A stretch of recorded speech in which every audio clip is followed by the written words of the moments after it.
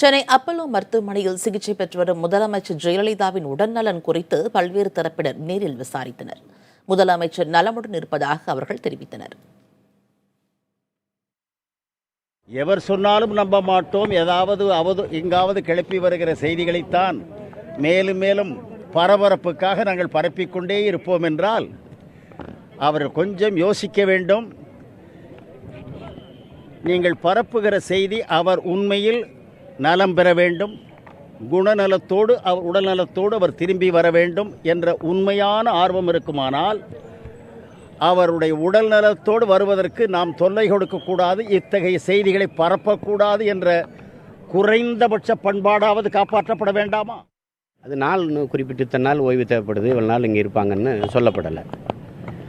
அது தொடர்ச்சியாக அவங்க உடல்நிலையில் நல்ல முன்னேற்றம் இருக்குது, அதனால் விரைவில் குணமடைந்து வருவாங்கங்கிற தகவலை நம்ம கொடுக்குறாங்க. இப்போ அதுதான் நம்பிக்கைக்குரியது, அதுதான் அதிகாரப்பூர்வமானது. மற்றபடி வர தேவையற்ற வதந்திகளை நம்ம நம்பிக்கொண்டு இருக்க வேண்டிய அவசியம் இல்லை. அம்மா நல்லா ஆகிட்டு வர்றதா மருத்துவர்கள் சொல்லும்போது மகிழ்ச்சியாக இருக்குது.